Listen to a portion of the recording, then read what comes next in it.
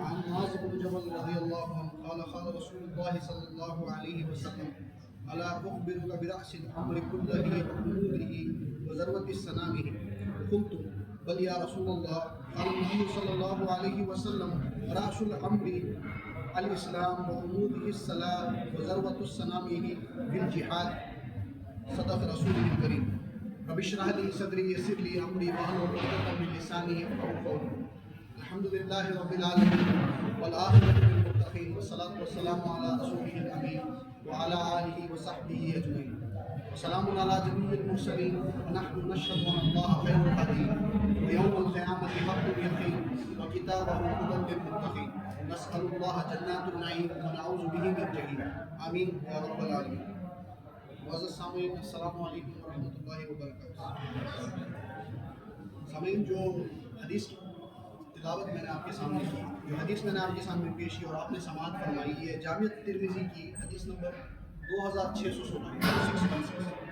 اس حدیث کی روایت جو ہے وہ ابن ماجہ میں بھی ملتی ہے، سنن نسائی میں ملتی ہے اور مسند احمد میں بھی ملتی ہے. یہ ایک بڑی پیاری حدیث ہے اور بڑی طویل حدیث ہے، جس کا ایک چھوٹا سا حصہ میں نے آپ کو سنایا.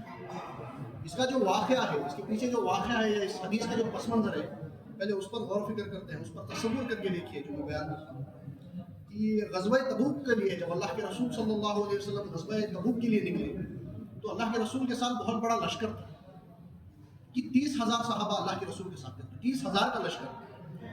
اس وقت ایک موقع ایسا آ گیا کیونکہ رات کو سفر کیا جاتا ہے. جیسا کہ آپ جانتے ہیں کہ عرب کی زمین میں شدید ترین گرمی ہوتی ہے دن کے وقت، تو لہٰذا جب طویل سفر ہوتا ہے تو زیادہ سے زیادہ کوشش یہ ہوتی ہے کہ رات میں جتنا سفر طے کر لیا جائے اور پھر فجر کی نماز ادا کرنے کے بعد پھر لشکر روانہ ہوتا ہے. تو رات میں جتنا وقت دھوپ کی تمازت سے پہلے جتنا فاصلہ طے کر لیا جائے، ترک کر لیا جائے، پھر جب دھوپ کی شدت بڑھ جاتی ہے رات میں تو قیام ہوتا ہے. تو ایک مرتبہ ایسا ہوا کہ صحابہ چل رہے ہیں غزوہ تبوک کے لیے. جیسا میں نے کہا کہ 30,000 صحابہ کا لشکر تھا اللہ کے رسول کے ساتھ. تو صحابہ چل رہے ہیں تو ساری رات چل رہے ہیں، ساری رات سواریوں پر چل رہے ہیں اور پھر فجر کی نماز ادا کی اور اس کے بعد پھر لشکر روانہ ہو، پھر لشکر کا کوچ ہو. اب تو ظاہر سی بات یہ ہے کہ فجر کی نماز کے بعد اگر ساری رات سویا نہ جائے اور صرف سفر میں گزارا جائے تو یہ وقت ایسا ہوتا ہے جب شدید نیند کا غلبہ ہوتا ہے. تو ایک وقت ایسا بھی آ گیا کہ ساری رات جب صحابہ چل رہے اور پھر فجر کی نماز ادا کر کے پھر لشکر کا کوچ ہوا، پھر لشکر روانہ ہوا تو صحابہ پر نیند کا غلبہ طاری ہوا. اس کا نتیجہ کیا نکلا؟ جو صحابہ کی سواریاں تھیں انہیں آزادی، گویا کہ آزادی مل گئی کہ اگر کوئی اونٹ ہے، اونٹنی ہے، اگر اس کا منہ، کسی کا منہ ادھر اڑ گیا تو ادھر کو چل پڑی، کسی کا منہ ادھر اڑ گیا تو ادھر چل پڑی، اور کسی کو اگر کوئی درخت دکھ گیا وہیں کھڑ کر وہ کھانے لگے. تو جو لشکر جو تھا وہ منتشر ہو، جو فارمیشن تھی لشکر کی وہ بکھر کر رہ گئی. اب حضرت معاذ بن جبل یہ راوی ہیں اس واقعے کے اور اس حدیث کے. حضرت معاذ بن جبل کا تعارف میں تھوڑی آپ کو بتا دوں کہ حضرت معاذ بن جبل رضی اللہ عنہ یہ ایک انصاری صحابی ہے اور ان کی شان میں اللہ کے رسول صلی اللہ علیہ وسلم نے ایک سپرلیٹو ڈگری استعمال کی ہے یا افضل التفضیل کا صیغہ استعمال کیا. اللہ کے رسول نے ان کی شان میں یہ فرمان کیا ہے کہ عالمہم بالحلال والحرام معاذ بن جبل، کہ میرے صحابہ میں، میری امت میں حلال اور حرام کے واقف کے احکام سے سب سے بڑھ کر واقف جو ہے وہ معاذ بن جبل. عالمہم بالحلال والحرام معاذ بن جبل، میری امت میں حلال اور حرام کے احکامات سب سے بڑھ کر واقف جو ہے وہ معاذ بن جبل. اور انہی کو اللہ کے رسول نے یمن کا گورنر بنا کر بھیجا یا یمن کا عامل بنا کر بھیجا. اور جو گفتگو حضرت معاذ اور اللہ کے رسول کے درمیان ہوئی اس وقت وہ فقہی اعتبار سے ہمارے یہاں بہت اہم معنی رکھتی ہے کہ اجتہاد جو ہے اس کی جو حدیث بطور دلیل پیش کی جاتی ہے سننا وہ یہی حدیث کہ وہ جو گفتگو ہے اللہ کے رسول اور حضرت معاذ کی. جب حضرت معاذ کو اللہ کے رسول یمن روانہ کر رہے تھے تو اللہ کے رسول فرماتے ہیں کہ معاذ میں تمہیں یمن بھیج رہا ہوں، اگر کوئی معاملہ پیش آ جائے تو کیا کرو؟ تو حضرت معاذ جواب دیتے ہیں کہ اللہ کے رسول میں اللہ کی کتاب کی طرف رجوع کروں، جو بھی حکم اس میں ہوگا اس کے مطابق میں فیصلہ کروں. تو اللہ کے رسول پھر سے سوال کرتے ہیں کہ اللہ کی کتاب میں کوئی واضح حکم نہ پاؤ گے تو کیا کرو؟ تو حضرت معاذ جواب دیتے ہیں کہ اللہ کے رسول میں پھر آپ کی جو فرامین ہیں، آپ کے جو فیصلے ہیں، آپ کی جو احادیث ہے، سنت ہے، اس کی طرف رجوع کروں جو بھی میرے علم میں ہو اور اس کے مطابق میں فیصلہ کروں. پھر سے اللہ کے رسول سوال کرتے ہیں کہ اگر میری بھی کوئی بات تمہارے علم میں نہ ہو تو کیا کرو؟ تو پھر اس کے بعد حضرت معاذ رضی اللہ عنہ فرماتے ہیں کہ ثم اجتہد، کہ پھر اس کے بعد میں اجتہاد کروں۔ تو اللہ کے رسول شاباشی دیتے ہیں اور کہتے ہیں کہ یہی صحیح طریقہ، اور جو لفظ اجتہاد جو ہے وہ یہیں سے ڈرائیو ہوا، یہیں سے نکلا کہ یہ فقہی اعتبار سے جو اللہ کے رسول سے منقول جو حدیث بطور دلیل پیش کی جاتی ہے اجتہاد کے لیے، وہ یہی گفتگو ہے حضرت معاذ کہ حضرت معاذ کہتے ہیں کہ ثم اجتہد، پھر اس کے بعد میں اجتہاد کروں۔ تو اللہ کے رسول کہتے ہیں کہ یہی صحیح طریقہ ہے، اور اللہ کے رسول اپنا دست مبارک حضرت معاذ کے سینے پر رکھتے ہیں اور اللہ کا شکریہ ادا کرتے ہیں۔ کہتے ہیں کہ اللہ تعالیٰ نے اللہ کے پیغمبر کے پیغمبر، یہ بات سمجھ لیجئے کہ حضرت معاذ کو اللہ کے رسول کے میسنجر کے طور پر یمن بھیجا تھا، تو اللہ کے گویا کہ پیغمبر کے پیغمبر رسول اللہ، کہ اللہ تعالیٰ کا شکر بجا لاتے ہیں اللہ کے رسول کہ اللہ نے اللہ کے پیغمبر کے پیغمبر رسول اللہ کو دین کی فہم دی، دین کا سمجھ دیا۔ تو یہ تعارف ہو گیا حضرت معاذ بن جبل کا، یہ راوی ہیں اس تمام واقعے پر واپس آئیے۔ تو حضرت معاذ بن جبل فرماتے ہیں کہ دوسرے لوگوں، دوسرے صحابہ پر تو نیند کا غلبہ طاری ہو گیا تھا، وہ اونگ رہے تھے، لیکن میں نے جو ہے اپنی سواری کو اللہ کے رسول صلی اللہ علیہ وسلم کی سواری کے ساتھ ساتھ لگائے رکھا، کہ اللہ کے رسول کی سواری جیسے بڑھتی جا رہی تھی، تمام لشکر تو منتشر ہو چکا تھا اونگنے کی وجہ سے، لیکن میں نے جو ہے اپنی سواری کو اللہ کے رسول کی سواری کی طرف لگایا۔ اب اس کی ایک وجہ ہے، ایک کیا ہوں کہ تخلیہ میں یا علیحدگی میں اللہ کے رسول صلی اللہ علیہ وسلم سے ایک سوال کرنا چاہتے ہیں، حضرت معاذ ایک سوال کرنا چاہتے ہیں، اور اس کے متلاشی تھے، اس وقت کے متلاشی تھے کہ کب میں اللہ کے رسول کو تخلیہ میں ایک سوال کر سکوں اور جواب حاصل کر سکوں۔ تو گویا کہ اگر کوئی ذہن میں ایسا سوال ہو جو کانسٹنٹ آپ کو کھایا جاتا ہو تو نیند نہیں آئے گی، اونگ نہیں ہے۔ تو اللہ کے رسول کی سواری چل رہی ہے، اور اس زمانے میں جب اونٹوں یا اونٹنیوں پر سوار کرتے تھے تو یہ ہودج یا کجاوا ہوتا تھا جس کے اوپر پردے لگے ہوتے تھے، تو اللہ کے رسول کے اونٹ کے اوپر وہ ہودج لگائے، اس پر پردے لگے ہوئے ہیں، اور اللہ کے رسول اپنے ان پردوں کے اندر اور سواری چلی جا رہی ہے۔ اب اچانک کیا ہوتا ہے کہ حضرت معاذ کا جو سواری ہے، اونٹ ہے، اس کو ایک دم ٹھوکر لگتی ہے تو وہ پچکتا ہے، تو اس ٹھوکر لگنے کی وجہ سے حضرت معاذ جو ہے اس کا لگام جو ہے اونٹ کی وہ کھینچتے ہیں، وہ پچک جاتا ہے اونٹ۔ اللہ کی سواری کیونکہ حضرت معاذ کی سواری کے ساتھ ساتھ چل رہی تھی تو وہ اونٹ بھی پچک جاتا ہے۔ یہ جو گڑبڑ ہوتی ہے تو اس کی وجہ سے کیا ہوتا ہے کہ اللہ کے رسول صلی اللہ علیہ وسلم اپنے ہودج کے وہ جو پردے ہٹاتے ہیں اور باہر چاروں طرف دیکھتے ہیں، تو اللہ کے رسول کیا پاتے ہیں کہ سارا جو لشکر ہے وہ منتشر ہو چکا، جو فارمیشن تھی وہ ٹوٹ چکی ہے، اور حضرت معاذ ہی صرف اللہ کے رسول کی سواری کے پاس ہے۔ اللہ کے رسول آواز لگاتے ہیں یا معاذ۔ ان صحابی کو اسی چیز کی تلاش تھی، اسی کے لیے تو تمام اہتمام انہوں نے کیا ہوا کہ جب اللہ کے رسول آواز لگاتے ہیں یا معاذ، تو حضرت معاذ لبیک یا رسول کہتے ہیں کہ لبیک یا رسول، اللہ کے رسول میں حاضر ہوں۔ اب اللہ کے رسول فرماتے ہیں ادون کہ اور قریب آ جاؤ، تو حضرت معاذ اپنی سواری کو اور قریب لے جاتے ہیں۔ اللہ کے رسول فرماتے ہیں ادون اور قریب آ جاؤ، بلکہ روایت میں الفاظ یوں ہیں کہ ایک دوسرے کی جو سواریاں تھیں نا وہ ایک دوسرے سے رگڑ کھانے لگی ہیں، مست کرنے لگی، اتنے قریب سواریوں کو لے آتے ہیں۔ اب سب سے پہلے اللہ کے رسول جو ہیں وہ ایک تبصرہ پیش کرتے ہیں کہ معاذ میں نہیں سمجھتا تھا کہ لوگ مجھ سے اتنے فاصلے پر، کہ لشکر جو ہے اتنا منتظر ہے کہ میں نے کہہ دیا ہے کہ لشکر روانہ ہوا تھا غزوہ تبوک کے لیے، تو اللہ کے رسول کا اس طرح اکیلے چھوڑ دیا جانا یہ تو خطرناک ہے کہ عام طور پر بھی ایک سپہ سالار ہے، جنرل ہے، اگر علیحدگی میں ہو دشمن کو موقع ملتا۔ تبوک سے واپسی کے ٹائم پہ ایک ایسا واقعہ پیش آ گیا کہ منافقین نے ایک پلان بنایا تھا کہ اللہ کے رسول کو شہید کر، تو اس اعتبار سے اللہ کے رسول نے کہا کہ معاذ میں نہیں سمجھتا تھا لوگ مجھ سے اتنے فاصلے پر کہ لشکر جو ہے اتنا منتشر ہو چکا۔ جب میں اس درس حدیث کی پریپریشن کر رہا تھا اور یہ کبھی بھی جو میں حدیث پڑھتا ہوں تو ہم اگر ہوتے، ہم میں سے کوئی ہوتا تو کیا کرتا، اپنی جو خاص خدمت ہے اس کا ذکر کرتا کہ اللہ کے رسول میں دیکھیے میں آپ کے ساتھ ساتھ چل رہا ہوں، اور دوسروں کی تلخیص کرتا، دوسروں کو پرواہ ہی نہیں ہے، وہ اونگ رہے ہیں، ان کے ذہن میں ہی نہیں، لیکن اس کے کمپلیٹلی اپوزٹ، وہ مکمل برعکس طرز عمل تھا حضرت معاذ۔ حضرت معاذ نے کیا جواب دیا کہ اللہ کے رسول لوگ ساری رات چل رہے ہیں، اب نیند کا غلبہ ہو چکا تو پھر اثر بھول جاؤ۔ انہوں نے کہا کہ نیند کے غلبے کی وجہ سے وہ اونگ رہے، اس لیے جو سواریاں ہیں ان کو آزادی مل گئی تو لشکر منتشر ہو چکا۔ اس پر اللہ کے رسول صلی اللہ علیہ وسلم کا جواب سنا۔ اللہ کے رسول نے کبھی بھی اپنے آپ کو کوئی سپر ہیومن طریقے کے طور پر بتانے کی کوشش کی۔ اللہ کے رسول فرماتے ہیں انا کنت نہیں سی، ہاں بات تو ٹھیک ہے، خود میں بھی ہوں رہا صلی اللہ علیہ وسلم۔ تو گویا کہ کیا ہوا کہ حضرت معاذ نے تمام صحابہ کے ذریعے سے ایک معذرت اللہ کے رسول کے یہاں پیش کی اور اللہ کے رسول نے اسے قبول بھی کرا. اب حضرت معاذ کو جو موقع ملا کہ وہ علیحدگی میں بھی ہے, تخلیے میں ہے اور اسی کی چیز کی تلاش میں, تو حضرت معاذ رضی اللہ عنہ فرماتے ہیں کہ احزن لی, اے اللہ کے رسول مجھے اجازت دیجیے کہ میں آپ سے ایک سوال کر سکوں. سوال کیا ہے؟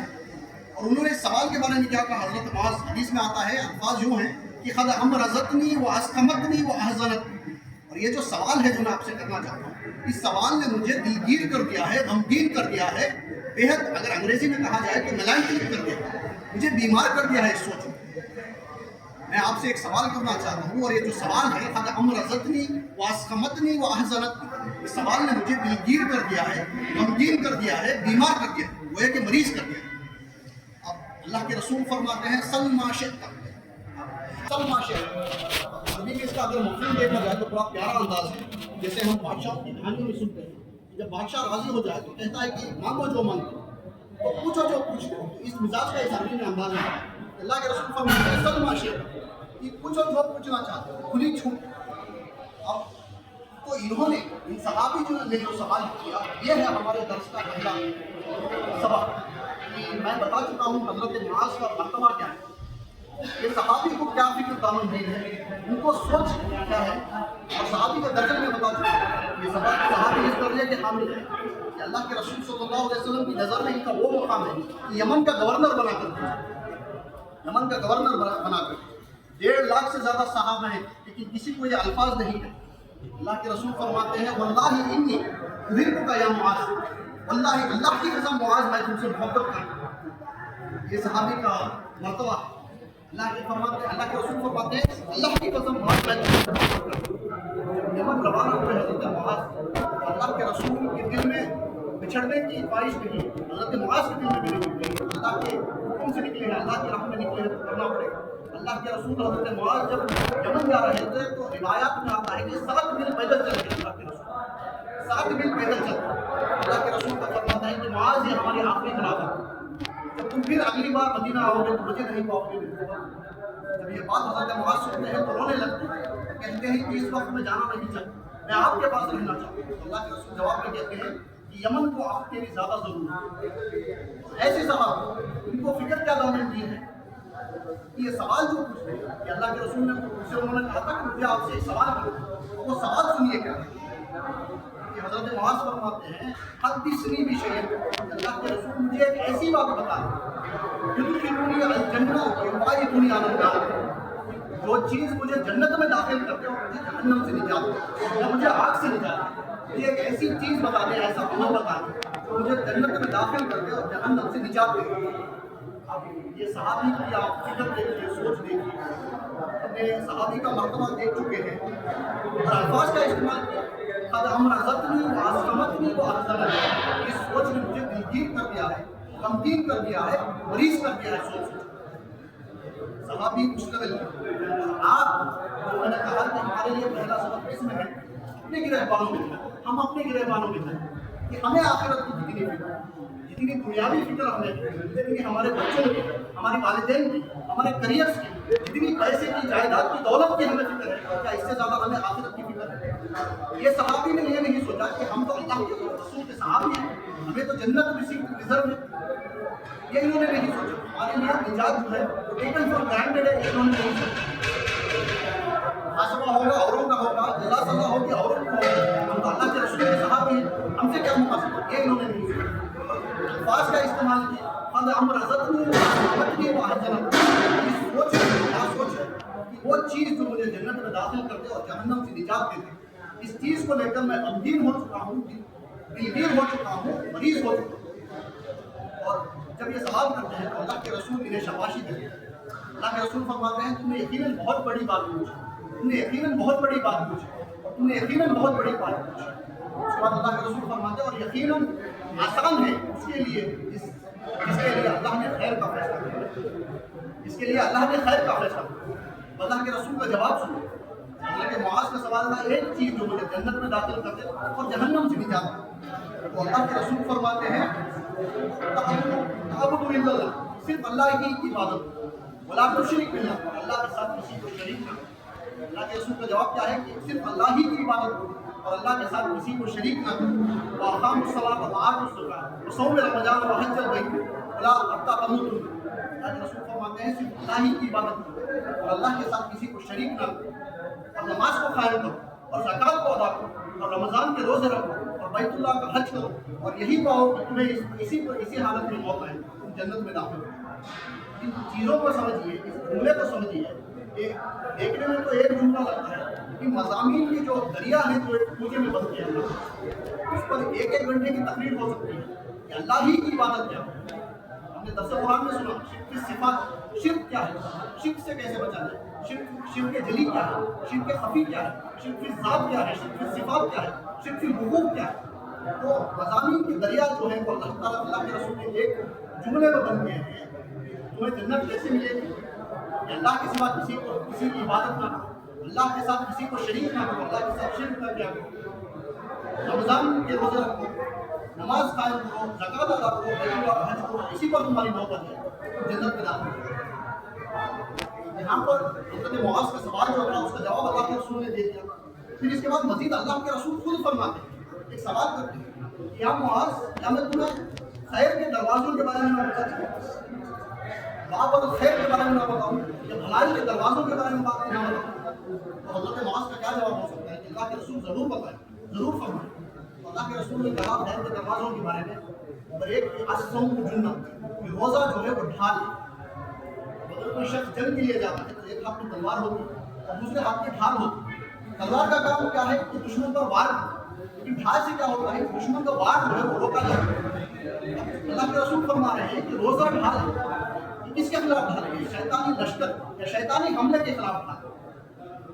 کہ آپ اگر دیکھیے عام طور پر اگر کوئی چھوٹے سے چھوٹا گناہ کوئی انسان کرے لیکن جب وہ روزے کی حالت میں ہوتا ہے تو کہتا ہے کہ میں روزے سے نہیں کام اللہ تعالیٰ نے قرآن میں کہا فرمایا یا ایھا الذین آمنوا کتب علیکم الصیام کما کتب علی الذین من قبلکم لعلکم تتقون، کہ اے ایمان والو ہم نے تم پر روزہ فرض کیا ہے جیسے تم سے پہلے والوں پر کیا ہے۔ اب اس کا ریزن کیا ہے روزہ فرض کرنے کا؟ لعلکم تتقون، کہ تمہارے اندر اللہ کا تقویٰ پیدا ہو، تمہارے اندر اللہ کا تقویٰ پیدا ہو جائے۔ تقویٰ کیا ہے؟ ہر وہ چیز سے بچنا جو اللہ کو ناراض کر دیتا ہے۔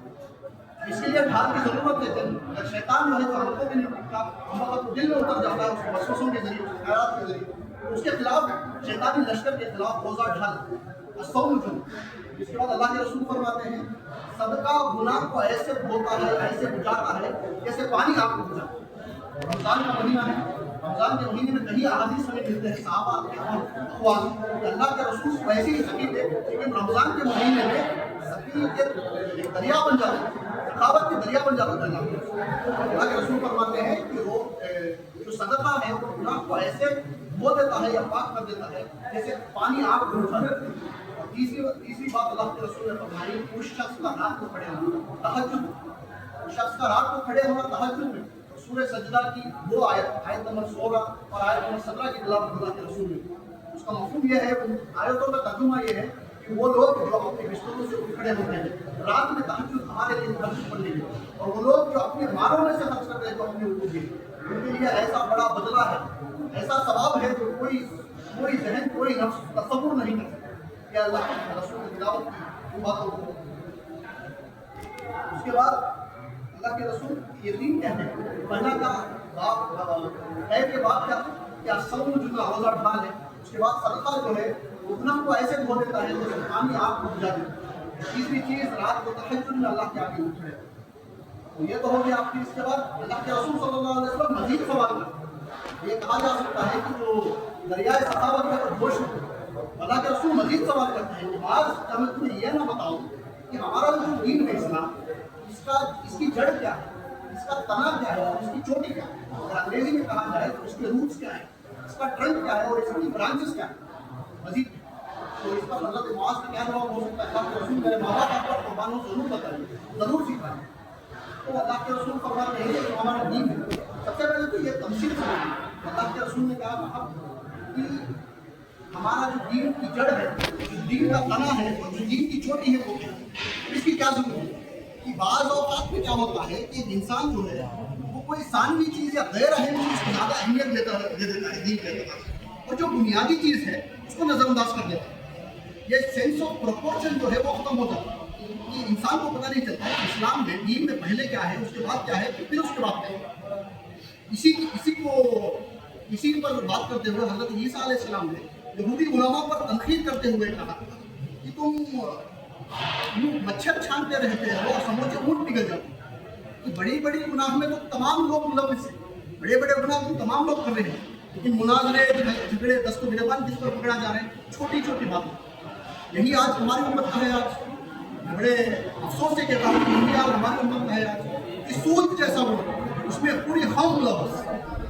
झगड़े और मुनाजरे किस पर हैं कि रफ़ाए दिल है या नहीं, कि हाथ यहाँ पर बंधेंगे कि यहाँ पर बंधेंगे, लेकिन सूद जो है, रिश्वत जो है, चोरी जो है, तमाम कौम मुलविस इल्ला माशाअल्लाह। इसी को कहा करते हैं कि अशरफियाँ लुटे और कोयलों पर लुटे। इस कदर हिमाकत है कि अशरफियों की हिफाजत नहीं है और कोयलों पर मुकर हो। कि सूद जैसा होना, जैसा मैंने कहा कि अल्लाह के रसूल सल्लल्लाहु अलैहि वसल्लम की हदीस है, इसमें अल्लाह के रसूल फरमाते हैं कि सूद के 70 हिस्से और एक रिवायत में आता है कि सूद के 72 हिस्से, और इसमें सबसे छोटा हिस्सा इसके बराबर है कि कोई शख्स अपनी मां के साथ जुड़ा, वो मुसलमान आप सूद खा। एक और हदीस में कि एक अल्लाह के रसूल फरमाते हैं कि एक दिरहम सूद का अगर किसी ने खा लिया तो वो इससे खराब है कि कोई शख्स 36 बार जिना। और अल्लाह ने खुद कुरान में कहा है अगर सूद खाना नहीं छोड़ते तो अल्लाह और उसके रसूल के खिलाफ जंग करने के लिए। आज ऐसे ऐसे बड़े गुनाहों में कौम मुलविस है कि क्यों है, और छोटी छोटी बातों पर मुनाजरे हैं, झगड़े, कि क्यों सेंस ऑफ प्रोपोर्शन खत्म हो गया। तो इस चीज़ को समझाने के अल्लाह के रसूल ने ये मिसाल इख्तियार की है कि हमारे दीन में जड़ क्या है, तना क्या है और चोटी क्या है। गौर कीजिए कि ये जो मिसाल अल्लाह के रसूल ने दी है वो एक दरख्त की मिसाल है। एक दरख्त है, उसकी एक जड़ भी है, उसका एक तना भी है और उसकी एक चोटी भी है। अब जड़ है तो तना है तो चोटी है। झाड़ की जो बुनियाद है, जो फाउंडेशन है, वो जड़ है, वहीं से ग़िज़ा मिल रही है। अगर जड़ सूख जाए तो झाड़ मर जाए। लेकिन आपने अगर फर्ज कीजिए आम का दरख्त लगाया तो आपने क्या जड़ के लिए लगाया? नहीं। क्या आपने तने के लिए लगाया? नहीं। आपने लगाया है आम का झाड़ आम के, लेकिन आम जाकर लगता है चोटी पर। लेकिन जड़ नहीं तो तना नहीं तो चोटी नहीं, और अगर चोटी नहीं तो आम नहीं। ये मिसाल आप तमसील समझिए कि अल्लाह के रसूल ने किस तरह एक दरख्त का इस्तेमाल करके आपको समझाने की कोशिश की, हमें समझाने की कोशिश की है कि दीन में जड़ क्या है, उसका तना क्या है और उसकी चोटी क्या है। अल्लाह के रसूल फरमाते हैं कि हम तुम्हें हमारा जो दीन है उसकी जड़, उसका तना और उसकी चोटी ना बताओ। हज़रत मुआज़ फरमाते हैं अल्लाह के रसूल ज़रूर बताएं, ज़रूर फरमाएं। अल्लाह के रसूल जवाब देते हैं कि हमारा जो दीन है इसकी जड़ क्या है? शहादत ला इलाहा इल्लल्लाह मुहम्मदुर रसूलुल्लाह। कलमा शहादत जो है ये हमारे दीन का जड़ है, यही फाउंडेशन है, यही इसी से जो हमारी दरख्त है वो खड़ी हुई। इसके बाद तना है। अल्लाह के रसूल फरमाते हैं तना क्या है? वक़ामस सलात व आता ज़कात। जो तना है नमाज को कायम करना है और ज़कात अदा करना। और जो हमारे दीन की जो चोटी है वो क्या है? अल जिहाद फी सबीलिल्लाह। अल्लाह के रसूल फरमाते हैं कि अल्लाह की राह में जिहाद जो है वो हमारे दीन की चोटी। और तमसील समझिए, अगर जड़ ना हो तो तना नहीं तो चोटी नहीं तो आम नहीं। तो ये तमसील समझिए कि अल्लाह के रसूल फरमाते हैं कि हमारी जो दीन की जड़ है वो शहादत ला इलाहा इल्लल्लाह मुहम्मदुर रसूलुल्लाह है। जो तना है वो अक़ामस सलात व आता ज़कात है, और जो चोटी है वो जिहाद फी सबीलिल्लाह। यहाँ पर बात खत्म हुई। अल्लाह के रसूल ने फिर से सवाल किया। अल्लाह के रसूल ने सवाल किया कि या मुआज़, क्या ये तमाम चीज़ें जो मैंने आपको तुम्हें बयान की है, जो मैंने बताई है, इसका मैं आपको खुलासा ना बताऊँ, इसका मैं तुम्हें खुलासा ना बताऊँ? तो हज़रत मुआज़ का फिर से जवाब क्या हो सकता है? अल्लाह के रसूल ज़रूर सिखाएँ, अल्लाह के रसूल ज़रूर फरमाएँ। तो अल्लाह के रसूल ने क्या किया? अपनी लिसान मुबारक को अपने हाथ में रखा। जो तमाम चीज़ें मैंने आपको तुम्हें बयान की है, अल्लाह के रसूल हज़रत मुआज़ से फरमाते हैं जो तमाम चीज़ें मैंने तुम्हें बयान की हैं, क्या मैं इसका तुम्हें खुलासा ना बताऊँ? तो ज़रूर फरमाइए। हज़रत मुआज़ का जवाब। तो अल्लाह के रसूल ने अपनी लिसान को अपने हाथ में कहा कि मुआज़ इसको काबू में कर लो, पूरा दीन काबू में आ जाए। इसको काबू में कर लो, तमाम चीज़ें काबू में आ जाए। जो जहर हम अपनी ज़बानों से उगलते, झूठ से, गीबत से, झूठी गवाहियों से, तहमत से, हम ये नहीं समझते कि किसका दिल दुख रहा है, हम ये नहीं समझते कि सामने वाला क्या सोच रहा है, इसके दिल पर क्या बीत रही है। अल्लाह के रसूल फरमाते हैं कि इसको काबू में कर लो, तमाम चीज़ें काबू में आ जाए। इस पर हज़रत मुआज़ एक सवाल करते हैं, अल्लाह के रसूल क्या क़यामत के दिन जो भी हमारी ज़बानों ने कहा है उस पर मुहासबा होगा? उस पर अल्लाह को जवाब देना पड़ेगा हमें, उस पर मुहासबा होगा? तो اللہ کے رسول کا ایک آخری جواب سنیے اس چیز پر، اور درس ختم ہوگا کہ اللہ کے رسول اس سوال پر جواب کرتے ہیں کہ معاذ قیامت کے دن تم نہیں پاؤ گے کہ لوگ اپنی ناکوں اور منہوں کے بل جہنم میں پھینک دیا جائے، سوائے اس کے کہ جو کچھ بھی کمائی ان کی زبانوں نے اس دنیا میں کی، جو کچھ بھی کمائی ان کی زبانوں نے اس دنیا کی ہوگی، اس کی وجہ سے اللہ کے رسول فرماتے ہیں کہ قیامت کے دن تم پاؤ گے کہ لوگوں کو اٹھا کر جہنم میں اپنے منہ اور ناکوں کے بل پھینک دیا جائے۔ تو اللہ تعالیٰ سے دعا ہے کہ ہماری زبانوں پر ہمیں قابو رکھنے کی کوشش کریں، جو بھی ہمارے زبانوں سے بات نکلے وہ ایسی نکلے کہ اللہ راضی ہو جائے۔ اور اللہ سے دعا ہے کہ اسلام کی جو صحیح شکل ہے، جو ثانوی چیزیں ہیں اور جو بنیادی چیزیں ہیں، انہیں ہمیں سمجھنے کی توفیق، اور خصوصی دعا ہے دنیا بھر کے مسلمانوں کے لیے جو طاغوتی نظام کے خلاف لڑ رہے ہیں، جو ظلم کے خلاف اپنی آواز اٹھا رہے ہیں، جو لڑ رہے ہیں۔ اللہ تعالیٰ سے دعا ہے کہ کہی ہوئی باتوں کو سمجھنے کی، سمجھ کر عمل کرنے کی توفیق دے، بولنے والے کو بھی توفیق دے، سننے والے کو بھی توفیق دے۔ ربنا تقبل منا انک انت السمیع العلیم وتب علینا انک انت التواب الرحیم، وآخر دعوانا ان الحمد للہ رب العالمین۔